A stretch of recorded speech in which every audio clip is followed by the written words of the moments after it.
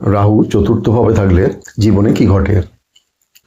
মা, বাড়ি, মানসিক শান্তি, সম্পত্তির রহস্য।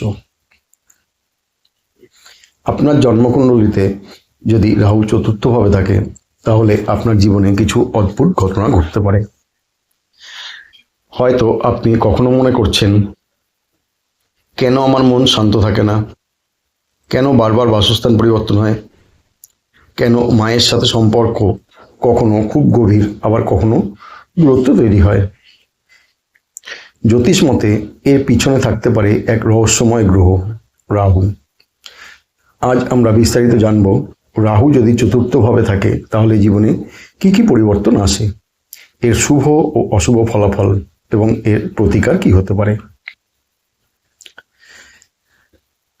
প্রথমে বুঝতে হবে চতুর্থ ভাব আসলে কি বোঝায়। জ্যোতিষশাস্ত্রে চতুর্থ ভাবকে বলা হয় সুখ ভাব। এই ভাব নির্দেশ করে মা, মাতৃস্নেহ, বাড়ি ও জমি, গাড়ি, মানসিক শান্তি, শিক্ষা, পারিবারিক সুখ ও জন্মভূমি। অর্থাৎ মানুষের ভিতরের সুখ এবং মানসিক নিরাপত্তা এই ভাবের মাধ্যমে বিচার করা হয়।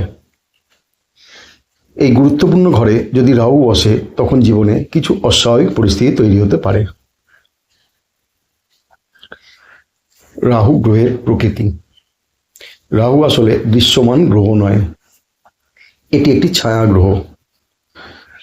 জ্যোতিষ মতে রাহু নির্দেশ করে মায়া, বিভ্রান্তি, হঠাৎ পরিবর্তন, বিদেশ, আধুনিক প্রযুক্তি, রহস্য।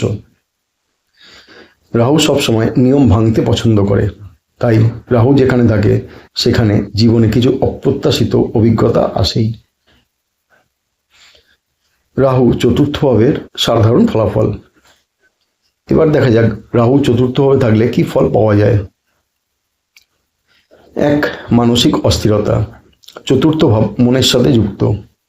রাহু এখানে থাকলে অনেক সময় ব্যক্তি অনুভব করেন অকারণ উদ্বেগ, ভিতরে ভিতরে অস্থিরতা, শান্তি না পাওয়া। সব কিছু থাকার পরেও মনে হয় কিছু একটা অভাব রয়েইছে।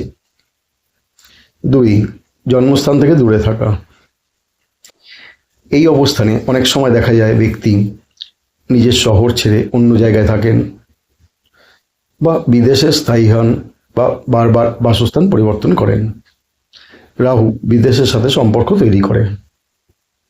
3 নম্বর, মায়ের সাথে সম্পর্ক। কিছু ক্ষেত্রে দেখা যায় মায়ের সাথে দূরত্ব, মায়ের স্বাস্থ্য সমস্যা, মায়ের জীবনে কষ্ট। তবে সবসময় খারাপ হয় না। যদি শুভ দৃষ্টি থাকে তাহলে মা অনেক প্রভাবশালী বা শক্তিশালী ব্যক্তিত্বের অধিকারিণী হতে পারেন। 4 নম্বর, সম্পত্তি ও বাড়ির যোগ। রাহু কখনো হঠাৎ বড় সুযোগ দেয়, তাই অনেক সময় দেখা যায় হঠাৎ জমি কেনা, বড় বাড়ি পাওয়া বা বিলাসবহুল জীবন।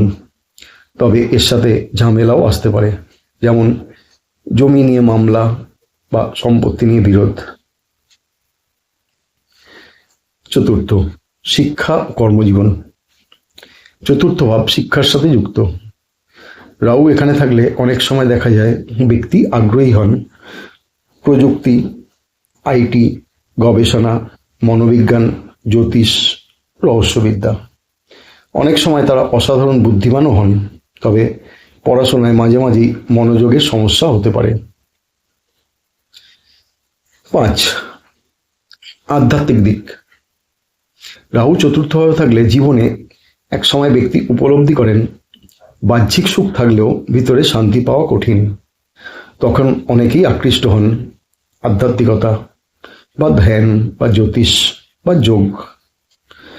এই অবস্থায় অনেক সময় মানুষকে অন্তরের সত্য খুঁজতে বাধ্য করে।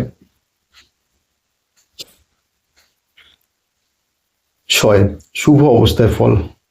যদি রাহু ভালো অবস্থায় থাকে বা শুভ গ্রহের দৃষ্টি থাকে তাহলে বড় বাড়ি, বিলাসবহুল গাড়ি, বিদেশে বসবাস, প্রভাবশালী জীবন এসবই পাওয়া সম্ভব। অনেক সময় ব্যক্তি রাজনীতি বা বড় ব্যবসায় সফল হন। অশুভ অবস্থায় ফল। রাহু যদি খারাপ অবস্থায় থাকে তাহলে মানসিক চাপ, পারিবারিক অশান্তি, সম্পত্তি সমস্যা, মায়ের স্বাস্থ্য সমস্যা এই ধরনের পরিস্থিতি দেখা যেতে পারে। প্রতিকার। রাহুর প্রভাব কমানোর জন্য জ্যোতিষে কিছু প্রতিকার বলা হয়, যেমন শনিবার বা বুধবার গরিব মানুষকে দান করা, কুকুরকে খাবার দেওয়া, ধ্যান ও প্রার্থনা করা, মায়ের সম্মান করা, রাহু মন্ত্র জপ করা। তবে সবচেয়ে বড় প্রতিকার হলো মনের শান্তি বজায় রাখার চেষ্টা করা। রাহু চতুর্থভাবে থাকলে জীবন কখনো সহজ হয় না, কিন্তু এই অবস্থান মানুষকে অনেক গভীর অভিজ্ঞতা দেয়। কখনো কখনো এই অভিজ্ঞতাই মানুষকে আধ্যাত্মিকভাবে শক্তিশালী করে তোলে। আপনার কুণ্ডলিতে যদি রাহু চতুর্থভাবে থাকে তাহলে কমেন্টে লিখে জানাবেন আপনার জীবনে কি এই ধরনের অভিজ্ঞতা হয়েছে। ভিডিওটি ভালো লাগলে লাইক করুন, শেয়ার করুন এবং চ্যানেলটি সাবস্ক্রাইব করতে ভুলবেন না।